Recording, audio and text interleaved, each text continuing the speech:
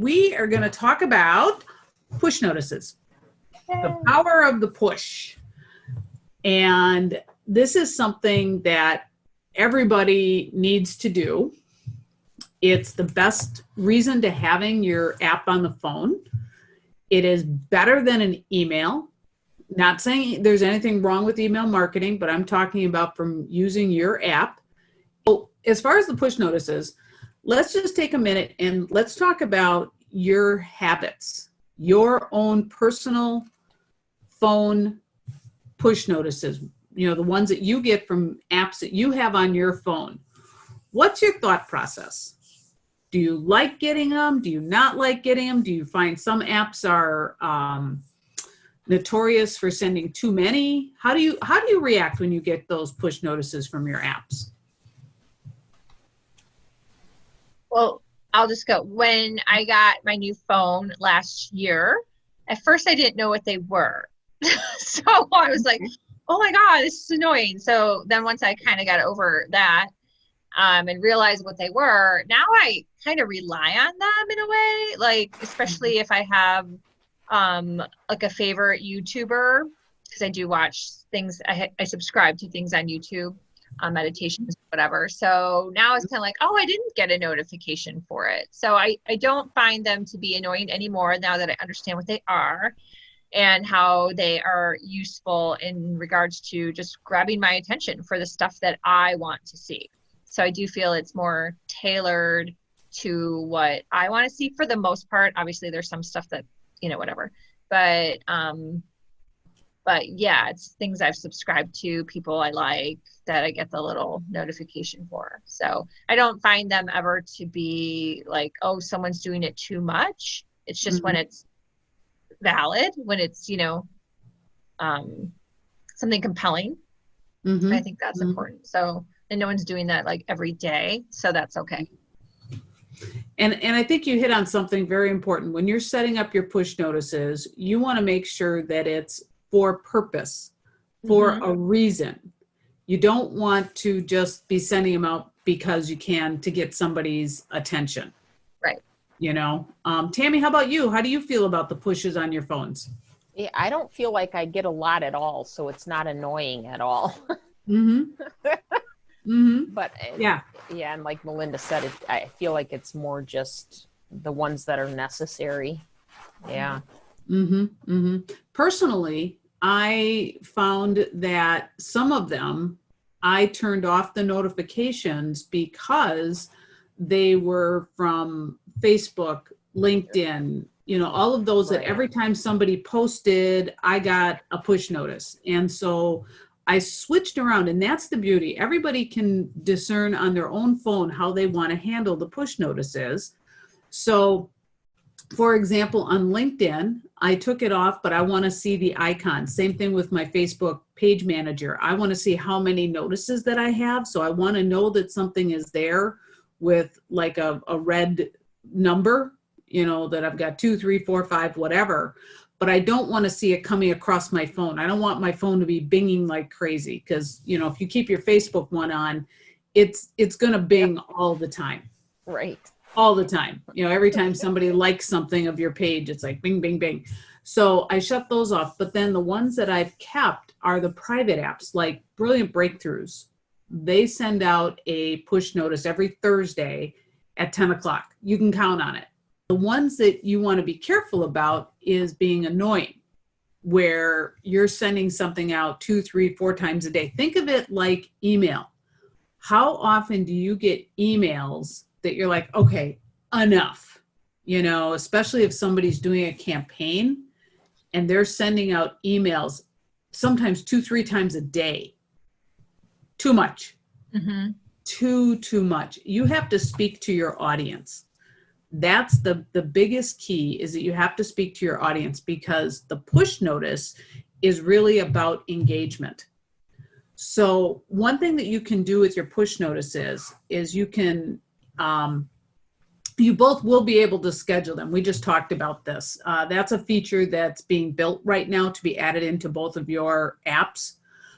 Some apps already have this built in where they can pre-schedule, like the Brilliant Breakthrough ones. I schedule those out for I happen to manage that because I'm one of the authors, but I schedule those out for months at a time because I know every Thursday without fail on Wednesday, they will have uploaded a new podcast. So those we send out without fail. And so they're all scheduled out. But for example, once you get the scheduling piece, which should be in the next couple weeks, Tammy, you could schedule out every important date for taxes. Salute. So you could send out every important date, right? Okay.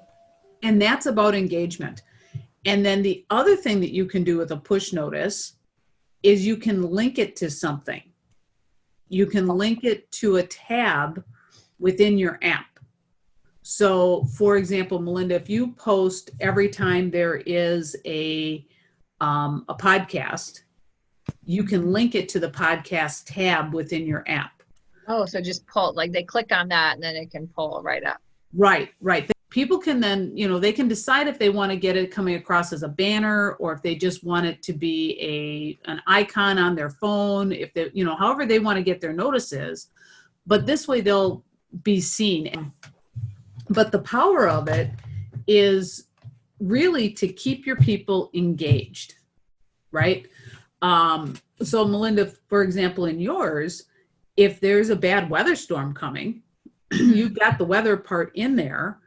You could send out a warning to your tribe that says, hey, if you're fishing in the Keys, I mean, obviously these guys are pretty smart, but believe it or not, there are guys all over that would want to know what's happening in the Keys or wherever the weather reports are that are within the app, because they may be having a trip planned. Mm-hmm. And they're, it kind of like reminds them that this is going on. Also, let's say that you also do recommended equipment.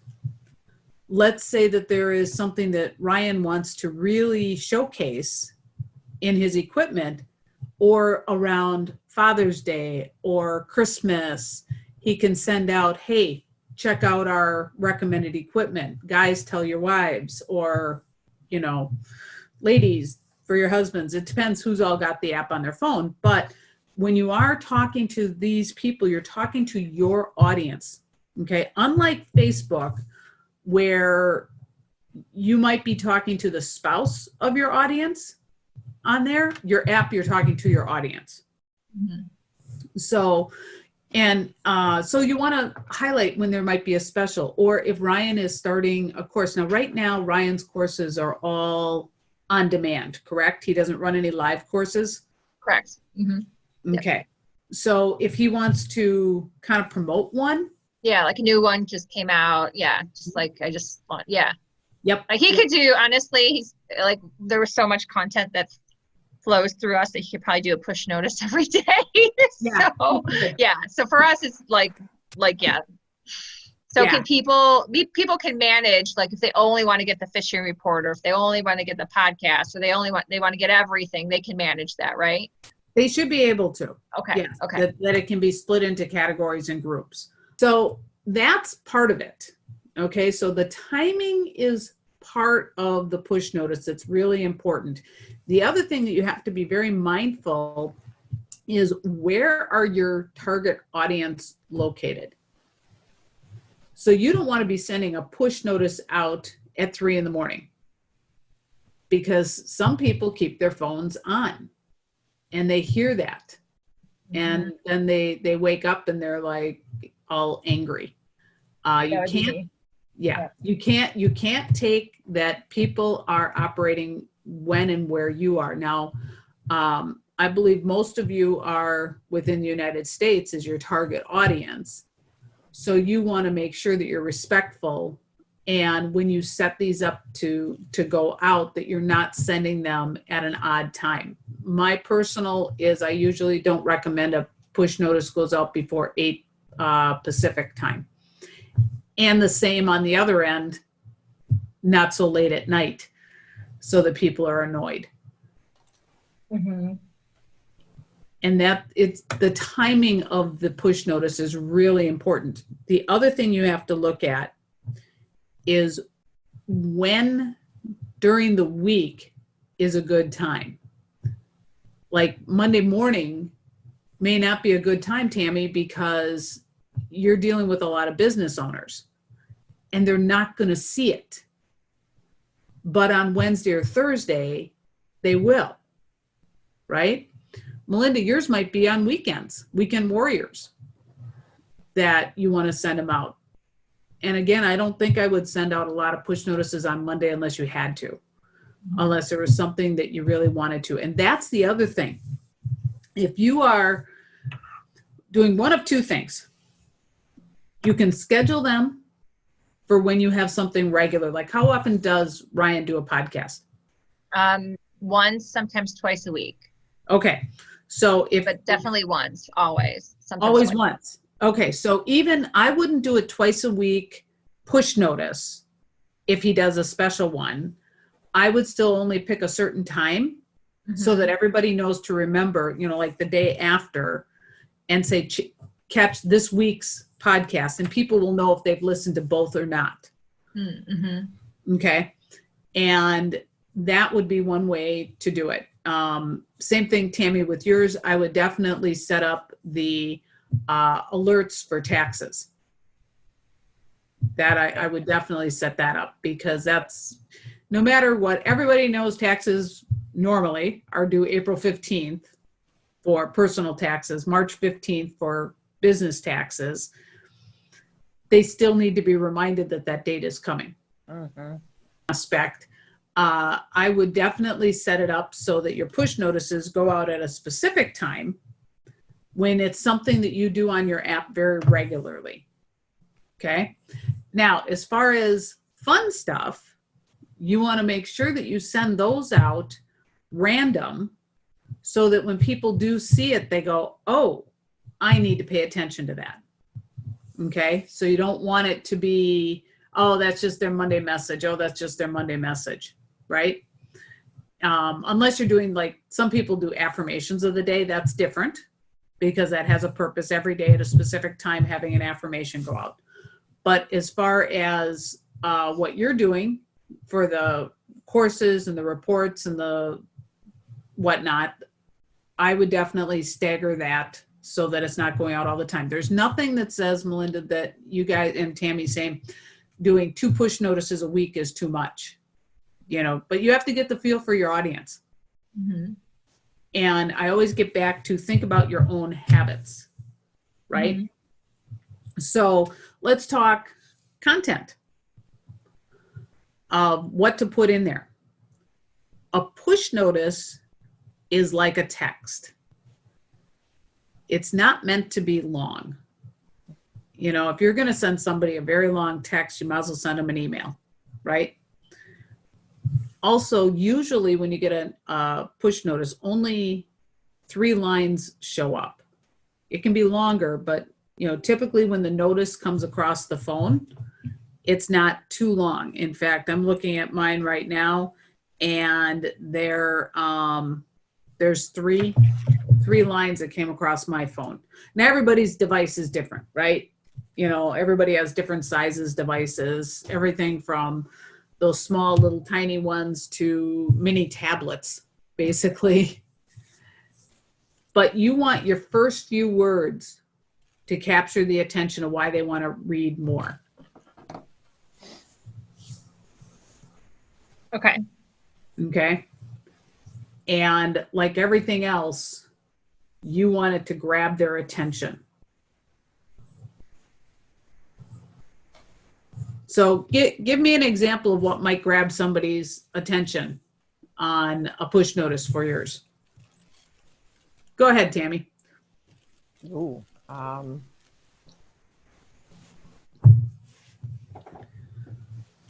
about when the tax date changed?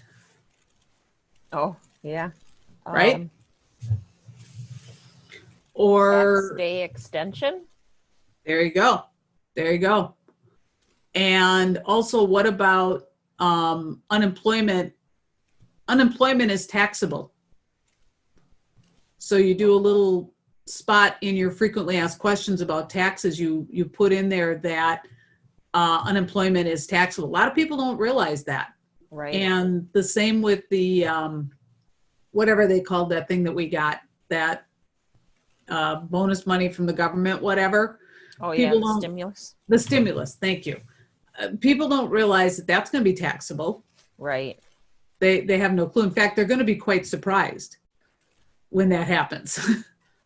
Yeah. You know? So I would definitely do a little blurb in your app about that. Okay.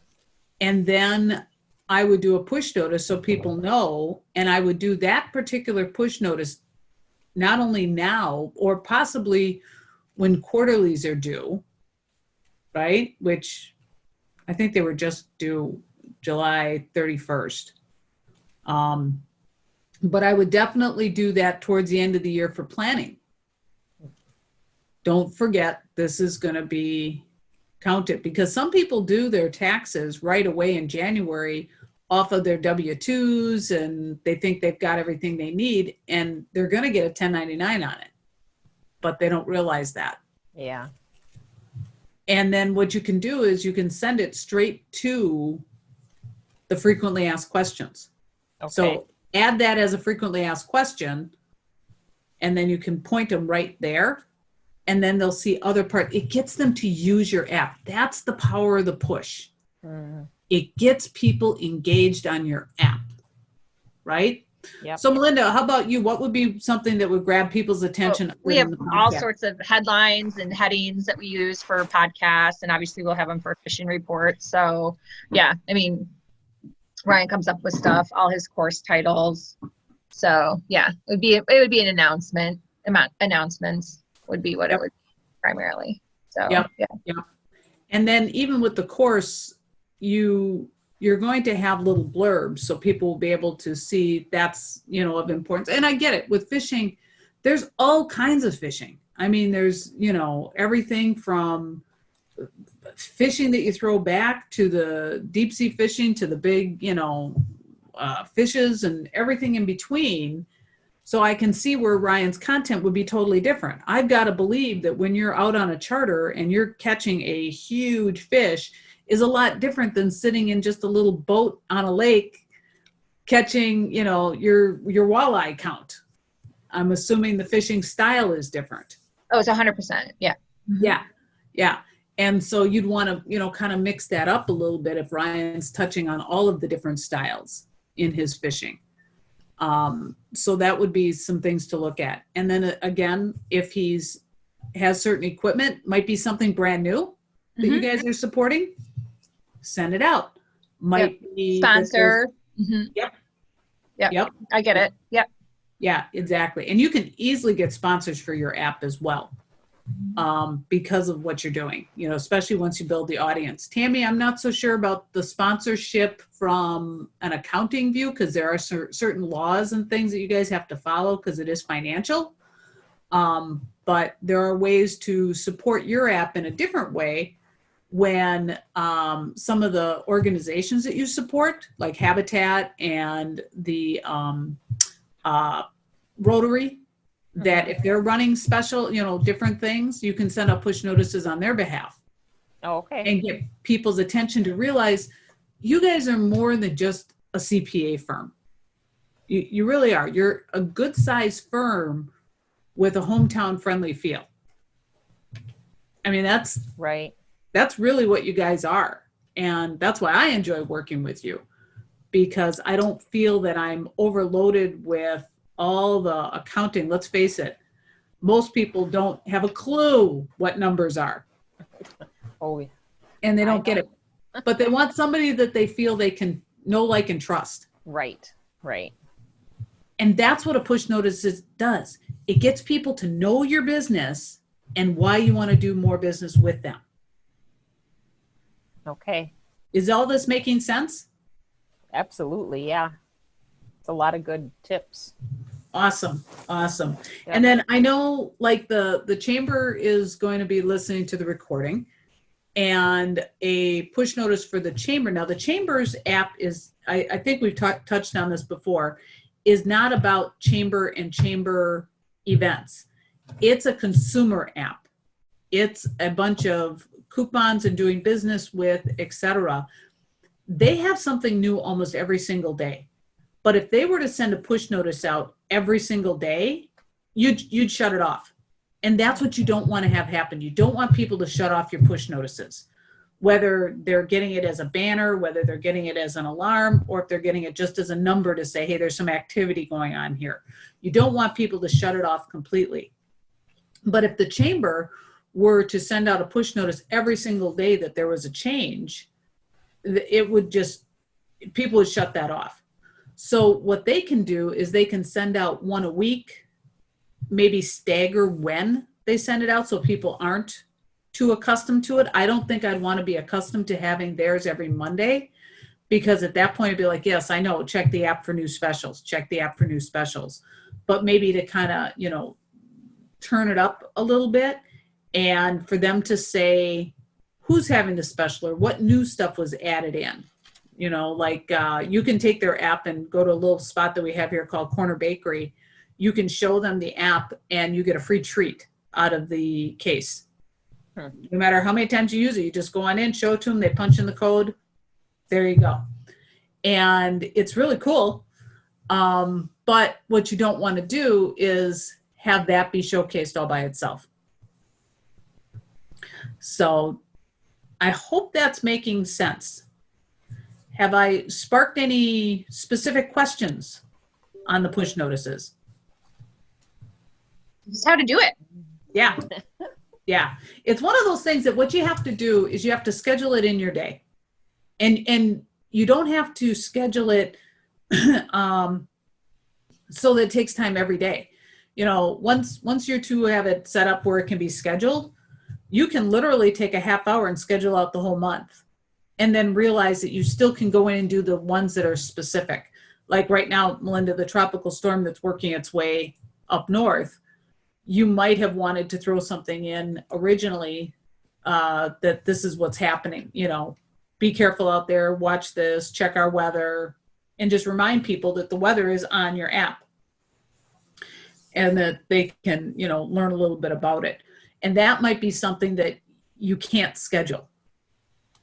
So now I'm also going to be mindful when you do pre-schedule, be very, very careful of what's going on in the community at the time. What is the climate? So like if you would have had all kinds of them scheduled in January, that would have been, you know, taxes due on April 15th, and you had those all set up to go, and you would have had all kinds of fishing ones all set up, but then the climate changed and now people weren't able to travel by you, or the tax time changed. You have to be mindful to go in and remove those. Think of them like social posts.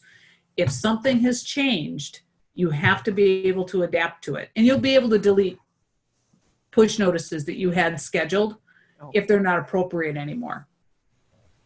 So you definitely want to be mindful of inappropriate. And when I say inappropriate, I'm not talking that they're just not relevant is probably a much better word than inappropriate, but that they're not relevant at this point.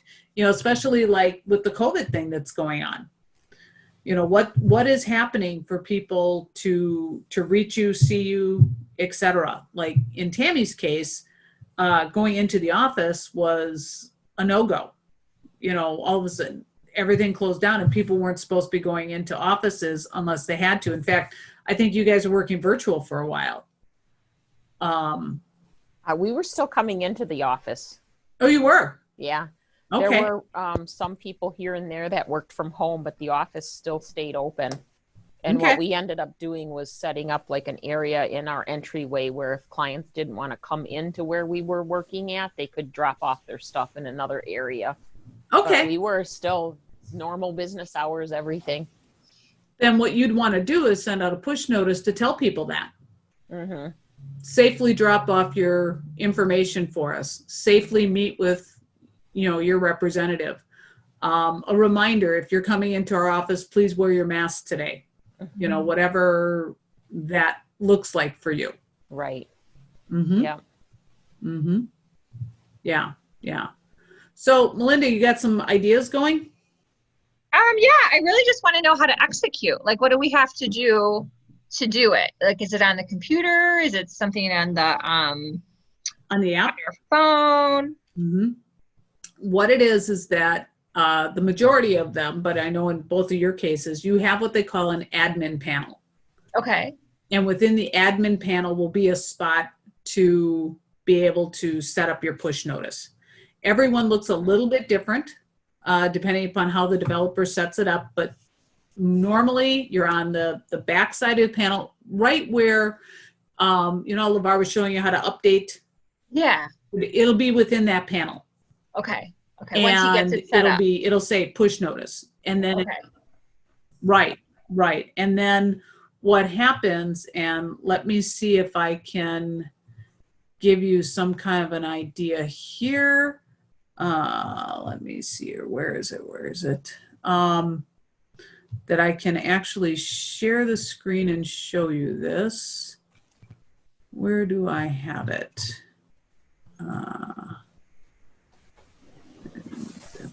Here it is. Okay.